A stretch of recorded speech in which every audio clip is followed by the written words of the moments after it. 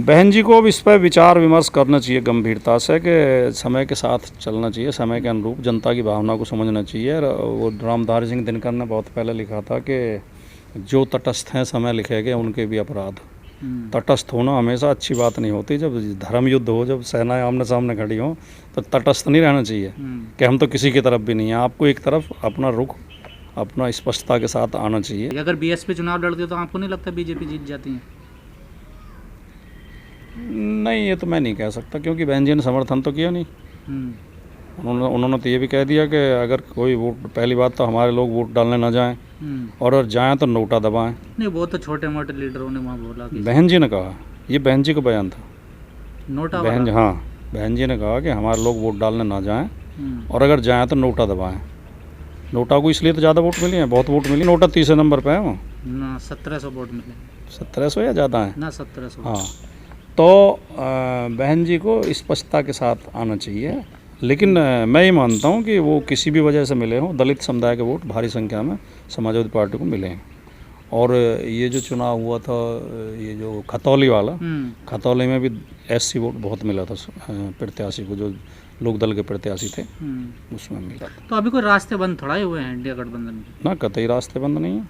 संजय निषाद और राजभर लुढ़क रहे हैं, ऐसे तमाम बीजेपी लुढ़क जाएगी, सारी बीजेपी लुढ़क जाएगी। योगी आदित्यनाथ का और अमित शाह का और मोदी का भी यही हाल होना। अब देखो, अभी जनता जागरूक हुई है, जनता को मुद्दे समझ में आने लगे हैं। अब आप जब से भारतीय जनता पार्टी की सत्ता है, तब से हर भर्ती का रिकॉर्ड उठा के देख लो, उसमें SC ST OBC के हक मारे जा रहे हैं हर भर्ती में। और किसी न किसी बहाने से उन्हीं वर्गों को भर्ती की जा रही है जिन्हें ये सनातन मानते हैं। तो इसीलिए तो ये सनातन चिल्ला रहे हैं। अभी दिल्ली पुलिस के जो 7600 के करीब भर्ती निकली है, उसमें OBC को कुल 229 सीट दी हैं। 27% आरक्षण में 2000 सीट मिलनी चाहिए थी। 429 सीट दी हैं। और EWS जिसको 10% आरक्षण है, उन्हें 810 दी हैं।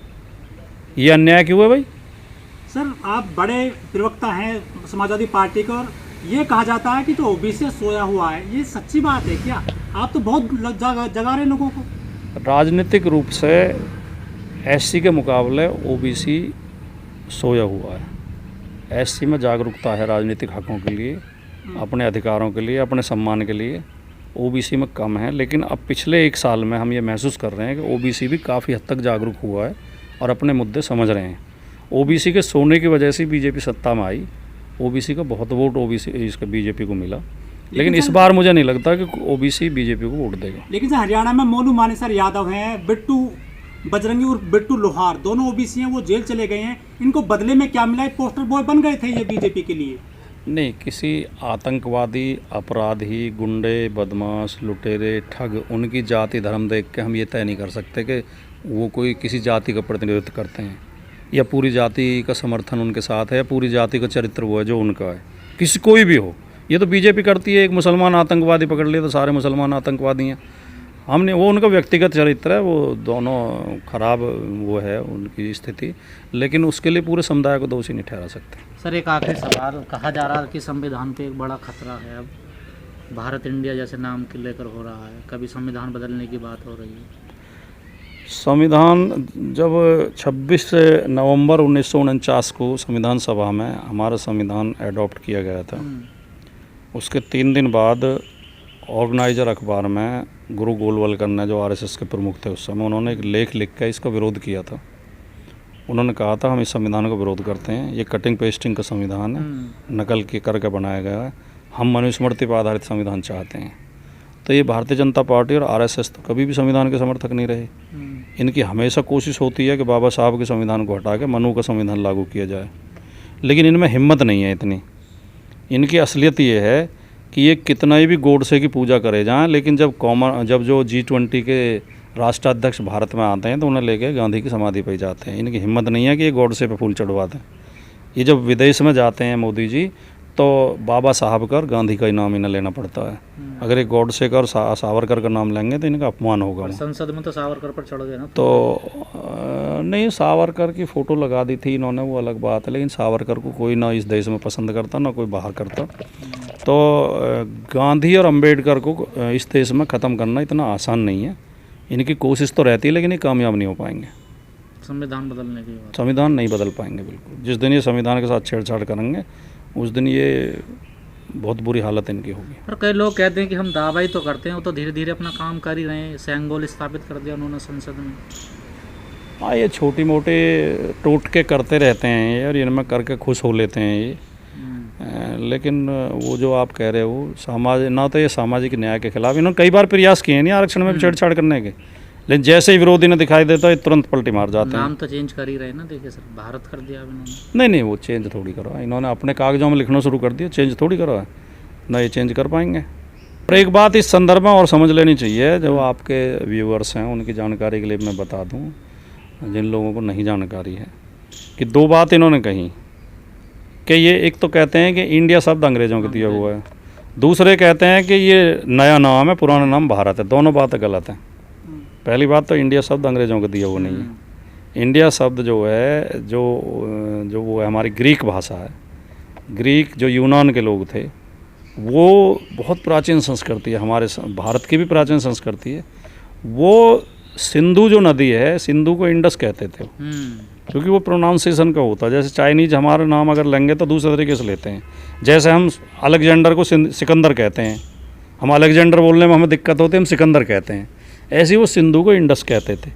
और जो अरब के लोग थे, जो मध्य एशिया से आए, अरबी फारसी बोलते थे, वो सिंधु को हिंदू कहते थे, क्योंकि उनके यहाँ सह की ध्वनि नहीं कह होती, वो सप्ताह को हफ्ता कहते हैं। तो ये दोनों नाम, ओरिजिन दोनों का एक ही है, सिंधु। सिंधु से हमारी पहचान थी। वो मुनव्वर राणा का बहुत प्रसिद्ध शेर है कि सिंधु सदियों से हमारे देश की पहचान है, ये नदी गुजरे जहाँ से समझो हिंदुस्तान है। तो सिंधु की वजह से ही तो उन्होंने हमें इंडिया कहा, और सिंधु की वजह से ही हमें हिंदू कहा गया। तो अगर ये इन्हें इंडिया से नफरत है तो इन्हें हिंदू से भी नफरत करनी पड़ेगी। फिर दोनों का ओरिजिन तो एक है। दूसरे वो अंग्रेज नहीं थे, अंग्रेज इंग्लैंड के लोगों को कहते हैं, ये सारे यूरोप और अमेरिका को अंग्रेज समझते हैं।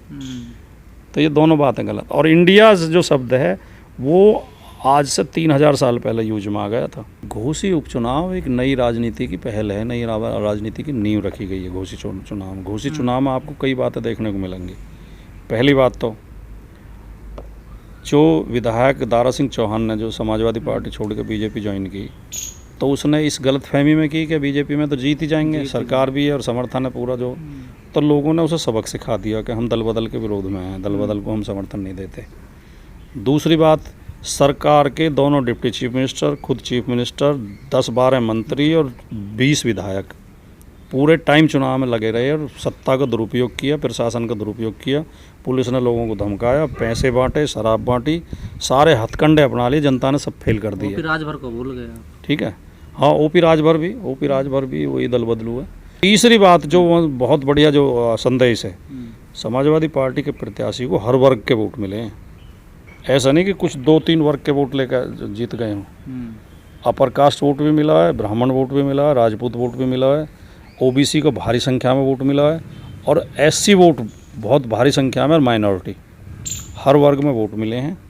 और जो जैसे राजभर लग रहे थे, तो राजभर आधे से ज़्यादा समाजवादी पार्टी को मिले हैं। संजय चौहान जो वो हैं निषादों के आधे से ज़्यादा वोट मिले हैं। तो ये एक संदेश है कि जनता ने मुद्दे तय कर लिए हैं। और जो अखिलेश यादव जी ने जो पीडीए का फॉर्मूला दिया, बीएसपी चुनाव लड़ी, उसका भी फायदा मिला गठबंधन को।